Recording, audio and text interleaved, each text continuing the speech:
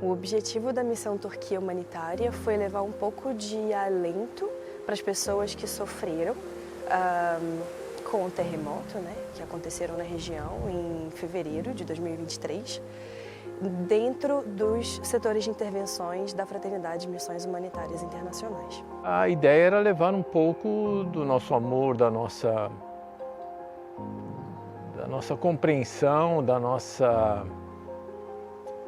empatia, né, com o que estava acontecendo. Estar con la gente que tuvo toda esta situación de la naturaleza que se manifestó, poder compartir con ellos, porque creo que fue lo más importante. Uno puede estar ayudando en sus necesidades, pero poder estar con ellos, escucharlos. Aliviar el sufrimiento, aliviar la incomprensión o simplemente compartir el dolor.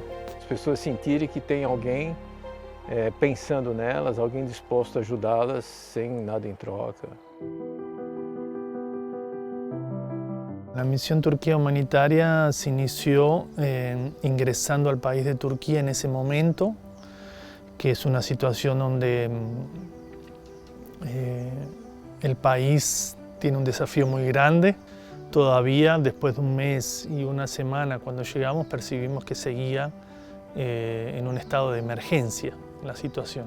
Começamos com análise de contexto, análise da situação, acompanhar organizações locais, governamentais e não governamentais. Foi necessário fazer muitos contatos com muitas instituições que já atuavam lá. Sabíamos que no íbamos a poder actuar en la primera fase, que es el rescate de las víctimas, y que por los tiempos institucionales, cuando nosotros llegáramos, sí íbamos a poder colaborar en las tareas que são posteriores. Focamos em colaborar mais num segundo momento, ainda de resposta e também de início de reconstrução, né, de resiliência das pessoas que foram afetadas.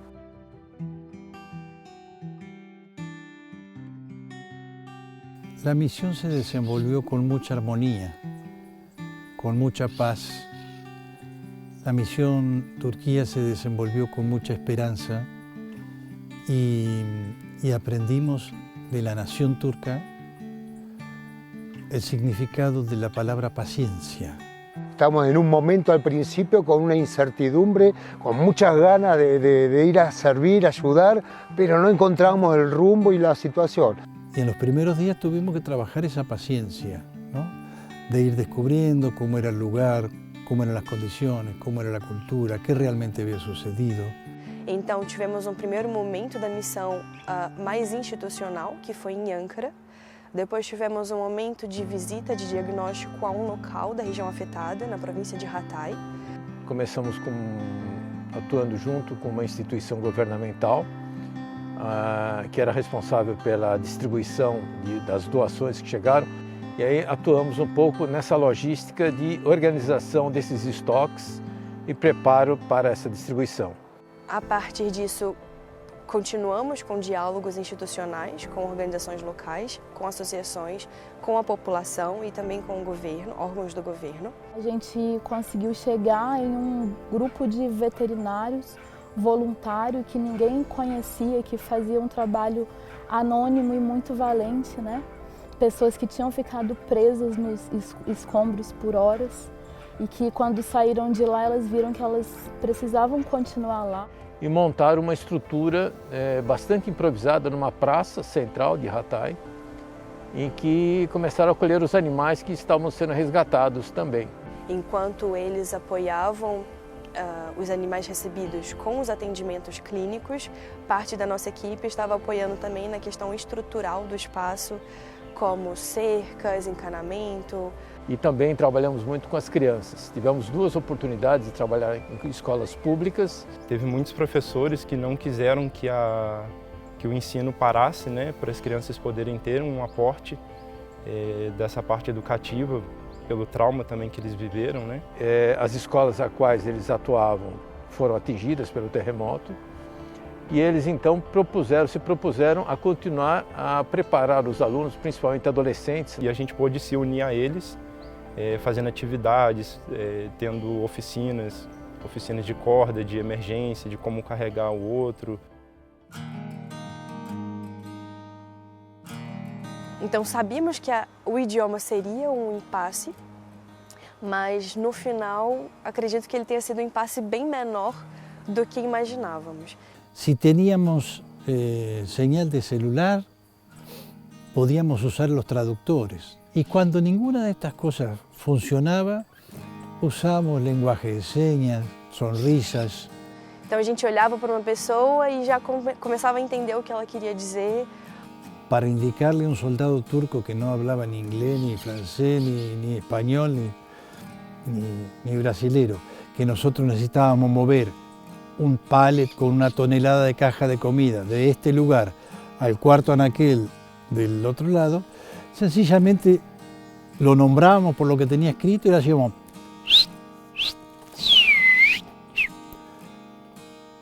Nos sonreíamos los dos e a tarefa se terminava.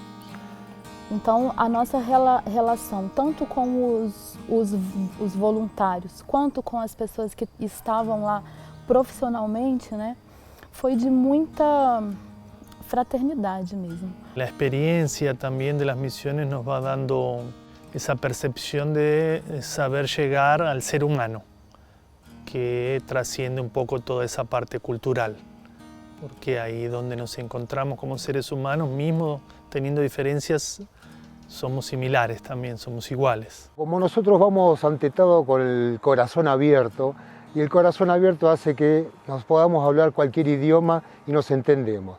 Y yo creo que eso fue lo más importante, ¿no? La relación que vieron ellos, las entidades, que veníamos con ganas de ofertar nuestras manos y nuestro corazón, y así fue que se abrió todo. Al haber nosotros abierto ese corazón, ellos entraron. Ellos entraron en nosotros y también nos transformaron. Eles perguntavam, vocês vêm de onde? E sempre quando a gente dizia, né, Brasil, Argentina, os olhos como que se iluminavam assim, eles falavam, nossa, mas vocês vieram de tão longe para estar aqui com a gente, né? Um momento que ficou muito marcado foi quando uma pessoa que nos recebeu de uma das organizações com a qual atuamos, nos disse: o simples fato de vocês virem aqui de um local tão distante e olhar para a gente, mesmo que vocês não façam absolutamente nada, isso significa que nós não estamos sozinhos.